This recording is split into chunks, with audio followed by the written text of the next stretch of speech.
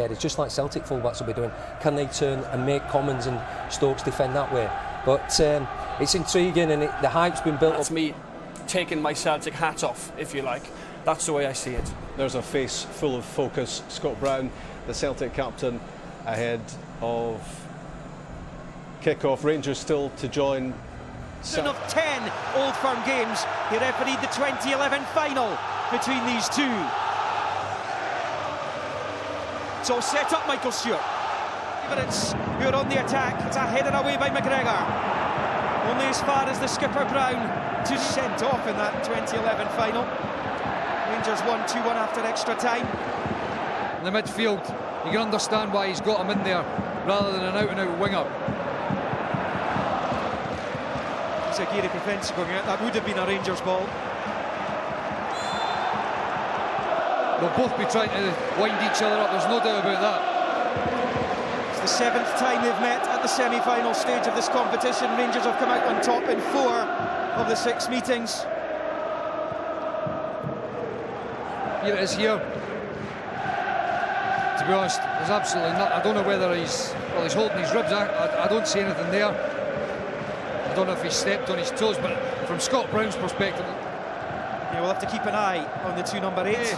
Nicky Law, a bit more licence to get up and support Kenny Miller, which is going to be vital, because at times he might be isolated, and that's where Nicky Law gets the best. You know, that's where he's at his best, when he's in that final third. Brown's saw Ronnie Dyler there. He was voicing his displeasure at the playing surface during the week. On a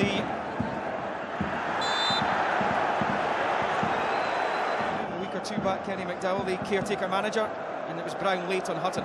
He's given Rangers an opportunity to throw a ball into the box. McCulloch Miller away. Spoke about at the start of the game, Rangers want to make sure they keep themselves in the business end of the season. Their finances are sound. They don't need to sell players. You know, he's looking to build on the start in the first half. Busy tomorrow, Celtic. Even though we're in February now as well. The window's still open, which is a strange quirk. It shuts tomorrow. Celtic have already secured Gary Mackay-Steven from Dundee United, who is the stir of the strings. They might yet tempt Dundee United to sell him and his teammate Stuart Armstrong tomorrow. Keep an eye on that. Ian Black was caught. Guess who by? I told you there'd be a lively contest between the two of them, and quite clearly Scott's wanting to make sure that the guys in park know they're in for a game. It's exactly the way I would expect them to go about it. I don't think there was much in that one, to be fair. It was a free kick, but just a wee quiet word from the referee is all that's needed. He's matured, hasn't he, Scott Brown, as a player since his days at Hibernian, where you know him from? 100%. You know, back in the days then he was... Get it through Brown, he only really had Miller in a decent position around the D. Miller, won by Van Dijk.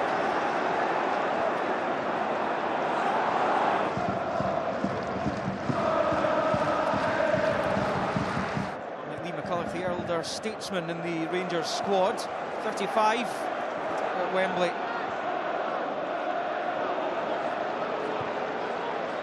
At the time he was commuting from Vancouver for international games.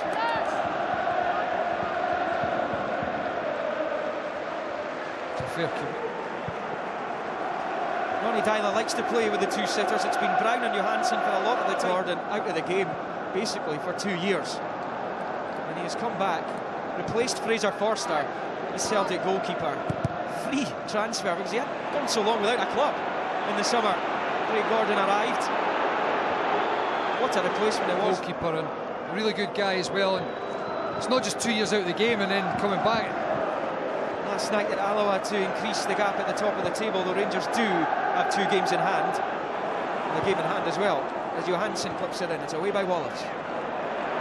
Brown, not by Law. Brown keeps going. Chris Commons shoots! Oh! He's come back into the side, and it's no coincidence as far as I'm concerned that Celtic have hit form. And look at that, that's out of nothing. Picks it up. Look here, Scott Brown getting on the second ball as well, keeping the ball in that area. Well played. One touch, no other thought in his mind other than having a shot on target. That is phenomenal strike, and it's exactly what Chris Commons is all about. Look at that. Create something from nothing, and there's not a lot of players that can do that. And Celtic have a lot of possession at times. look, all of a sudden he's put his team into the team. Look at that, he was in that pocket of space, that inside right area. One touch, bang. Black gets himself into all kinds of bother, and Brown releases Griffiths. Now Craig Thompson, surely he's got to let Celtic play on there. I cannot believe the referee's blown up for a free kick there. No wonder Scott Brown's going mental. He's won the ball, great battling in the middle of the park. You can see Scott Brown's broke free. I can't believe that. Here it was. Brown wins it off Black, and through went Griffiths. Yep. Astonishing decision from the referee. I mean, it wasn't as if it was difficult. That to feature predominantly in tomorrow's analysis. Celtic in a position of comfort. Games have been draw, loss, win, loss, and then win. Those two games. A great ball, wasn't it? I tell you, Rangers will be a little bit concerned about the fact that you talk about looking at challenge against Aberdeen yesterday. Jason Denier looks to be the only one who would miss the final if he's boosted like that. Lovely disguise there by Beaton. Coleman's couldn't control, but still,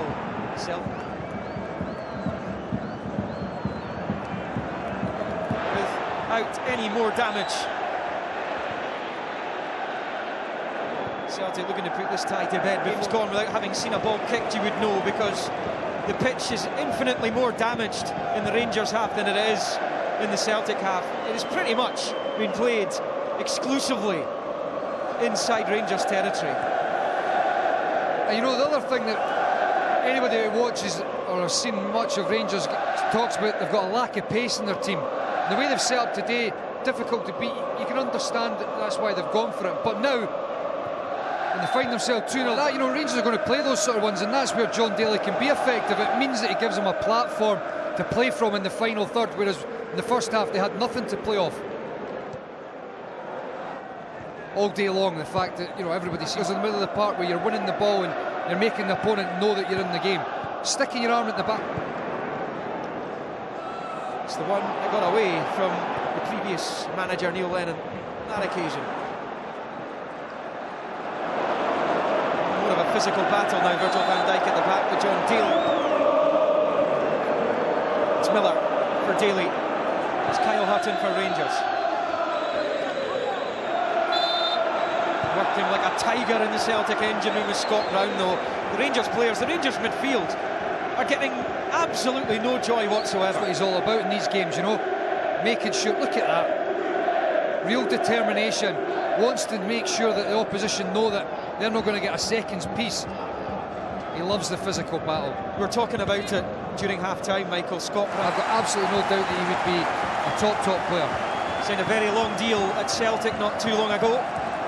It's difficult as well because they've got everybody back in the box for the corner. No outball. So there's exactly, Liam, there's no outball at all. Johansson, who's been at the club for a year now. Guys like Griffiths, that's what he's all about, is movement, getting him behind and causing problems.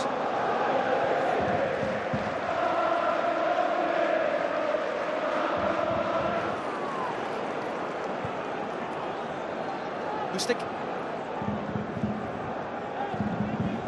I just thought Izagiri had a chance there to run beyond Johansson and keep the momentum in the attack. Instead, he just held his position and supported from behind, and you know, all the pace has gone out and Rangers have managed to get their shape back. From Miller. And Scott Brown all over it. Doing what he does.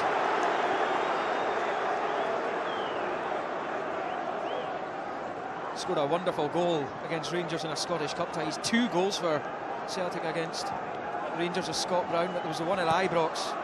Right. Hutton gets there ahead of Beaton. It's Denier. There's a black on the deck. Craig Thompson had a long lingering look at that and eventually gives Celtic the free kick for the challenge by Hutton on Brown. The fact that the ball drops to Chris Commons and he smashes it up the pitch, because that's the thing to do there. They're under pressure, he needs to clear his lines. That would the first half. Scott Brown again just taking the challenge and killing the momentum of the game. Celtic have got to try and get a bit dominance back into it. Izagiri for Johansson. series of niggling injuries, whether it's hamstring, whether it's calfie, doesn't seem to be able to get a settled length of time in the Celtic.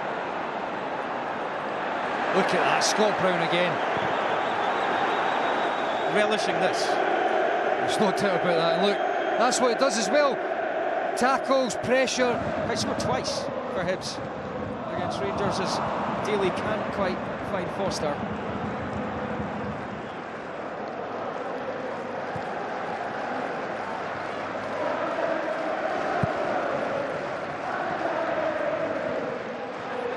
More times than Nicky Clark got John Daly on at half-time, and he did make a difference, but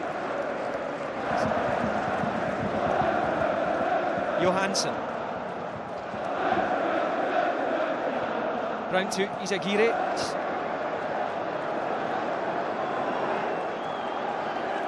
Actually there, he's so often hugging that touchline.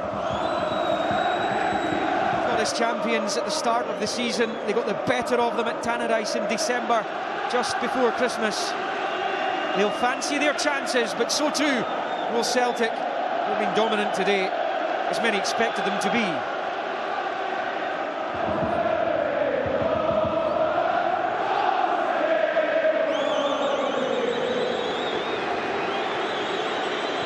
Well, there you have it.